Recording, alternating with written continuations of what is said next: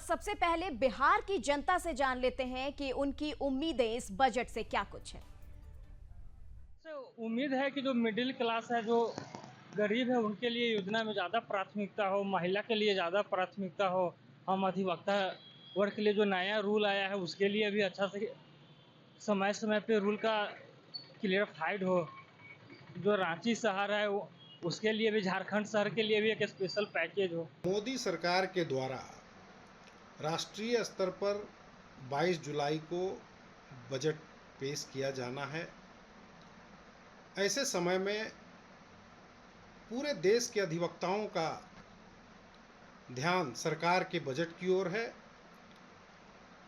हम सभी अधिवक्ताओं की काफ़ी आशाएं और अपेक्षाएं हैं इस सरकार से कि अधिवक्ताओं के लिए जीवन बीमा की सुरक्षा, स्वास्थ्य बीमा की सुरक्षा, मृत्युपरांत लाभ, एफोर्डेबल हाउसिंग योजनाओं का लाभ के साथ साथ सरकार के विभिन्न योजनाओं में अधिवक्ताओं को जोड़कर उन योजनाओं का लाभ दिए जाने का प्रावधान किया जाना चाहिए।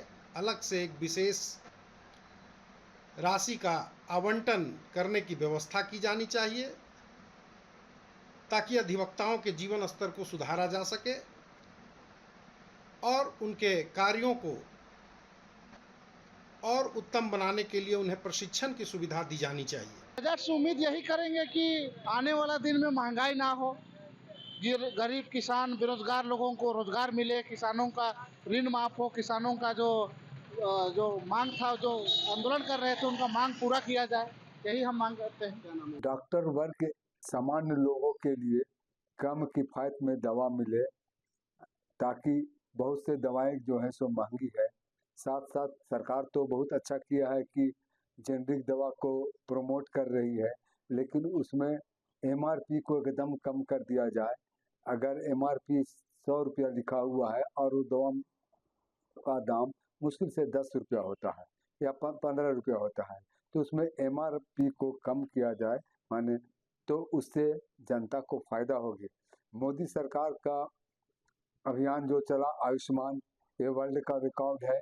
इसमें गरीबों को बहुत फायदा तो हो ही रहा है, लेकिन कुछ इसमें त्रुटि रह जाती है इस क्षेत्र में कि कुछ लोग जो है सो कुछ अस्पताल या कुछ लोग जो अस्पताल चला रहे हैं उसमें अनाप शनाप का जो बिल वगैरह दे देते हैं, बिना भर्ती किए हुए भी उन लोग का बिल देता है, उस पर अंकुश लगाया जाए। होने की उपाय है क्या कि वो पहले जो था ना, वो तो उसमें तो कुछ किया नहीं है, तो इसका फाइनल बजट होगा, इसलिए इसमें बहुत लोगों को सुविधा मिलेगी।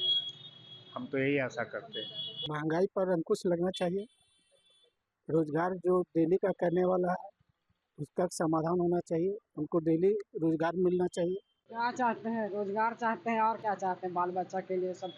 यहाँ तो छोटा नागपुर में तो और नहीं कुछ मिलता है रोजी रोटी आदमी को। पढ़ा लिखा इंजीनियर सब ऐसे ही घूम रहा है, क्या बोलिएगा।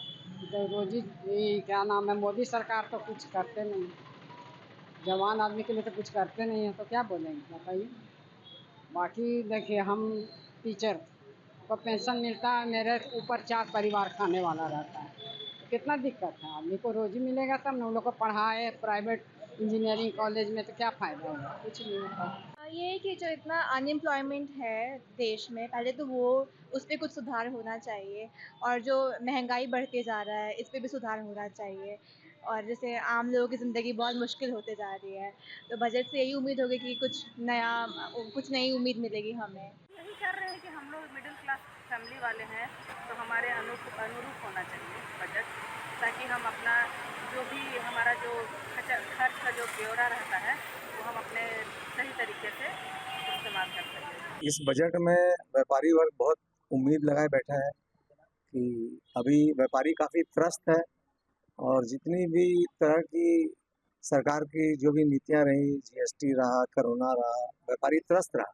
व्यापारी एक आशावादी निगाह से इस बजट को देख रहा है कि कुछ रिलैक्सेशन, उद्योगों को प्रोत्साहन पर सरकार को कुछ सकारात्मक बजट लाना चाहिए, ताकि व्यापारी भी अच्छे से अपना व्यापार आने वाले वर्षों में कर सके। व्यापारी फ्रेंडली बजट की हम उम्मीद करते हैं इस बजट में। इस बात सर बेसिकली चाहता है कि जो जीएसटी का है जो प्रणाली आपने बनाई है उसमें थोड़ा रियायत चाहता है। बहुत सारे आपने महंगाई थोड़ा देखा होगा, हर वर्ग में महंगाई बढ़ गई है। हम आशा करेंगे कि ये जो बजट सेशन आएगा उसमें व्यवसायी लोगों को बहुत राहत मिलेगी और जीएसटी का जो आप सिस्टम देखेंगे वो थोड़ा ईजी होगा। हम चाहते हैं कि बहुत सारे जो टैक्सेस हैं 6%, 12%, 18%, 28% भी है, उसको कम किया जाए। और हम चाहते हैं कि जितनी महंगाई बढ़ी है, जिस स्पीड से बढ़ी है, और मोदी गवर्नमेंट से हमारी रिक्वेस्ट रहेगी कि उसको हर आम जनता के पहलू से देखते हुए उसको कम किया जाए। यहाँ तक कि मोदी सरकार की 3.0 की जो बजट की बात है, तो उम्मीदें तो बहुत हैं कि इस बार जो है काफ़ी कुछ, खास करके अगर मैं इनकम टैक्स की बात करूँ तो उम्मीदें तो बहुत है कि इनकम टैक्स में बहुत कुछ राहत मिलेगी। अभी जो 2.5 लाख रुपए का जो बेसिक एग्जम्पशन है, तो हमें उम्मीद है कि कहीं ना कहीं ये बढ़ करके इसके 5 लाख रुपया होनी चाहिए। प्लस जो सैलरीड एम्प्लॉय के लिए जो 50,000 रुपये का जो स्टैंडर्ड डिडक्शन है वो बढ़ करके 1 लाख रुपया कम से कम होनी चाहिए। तो इससे बहुत सारी सुविधाएं मिलेंगी और प्लस जो है टैक्स का नेट रेट भी बढ़ेगा। और जो मोदी सरकार का जो विज़न है कि 5 ट्रिलियन डॉलर जो हम लोग की जो जीडीपी बनानी है या जो भी अर्थव्यवस्था बनानी है, तो उसमें कहीं ना कहीं हमें इस जो है टैक्स नेट बढ़ेगा तो डेफिनेटली कहीं ना कहीं उस चीज़ का इकोनॉमिकली जीडीपी बढ़ाने में हमारी बहुत मदद होगी। आगामी सत्र जो है, अभी जो सत्र 22 तारीख को बैठ रहा है बजट के लिए, इसमें हम अधिवक्ताओं का बहुत सारी अपेक्षाएं हैं। और हमारे माननीय प्रधानमंत्री श्री नरेंद्र दामोदर जी ने कहा था, और अमित शाह भी है हमारे बीसीआई वहाँ पर भवन में आए थे और उन्होंने वहाँ पर अवशासन भी दिया था। और कि एवं जब वो मुख्यमंत्री थे गुजरात के, उस समय भी हमारे माननीय प्रधानमंत्री जी ने अधिवक्ताओं को अवशासन दिया था कि उनके लिए हेल्थ इंश्योरेंस एवं जो बीमा जो हम करते हैं, जो सभी के लिए उन्होंने लागू किया है देश में। और बहुत आयुष्मान के साथ हमें भी जोड़ेंगे।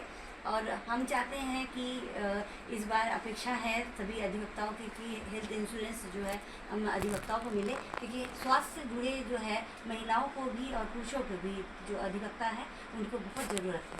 की बात हो रही है, हम लोग चाहते हैं कि अधिवक्ता गण जो है ये बहुत डिप्राइव क्लास हैं, तो हम लोग का कम से कम मेडिकल क्लेम और डेथ क्लेम ये सब पर विचार किया जाए और हर एक स्टेट में वकीलों के लिए एक अलग फोकस बनाया जाए और उस पर पैसा आए और जो वकीलों के हित में काम किया जाए।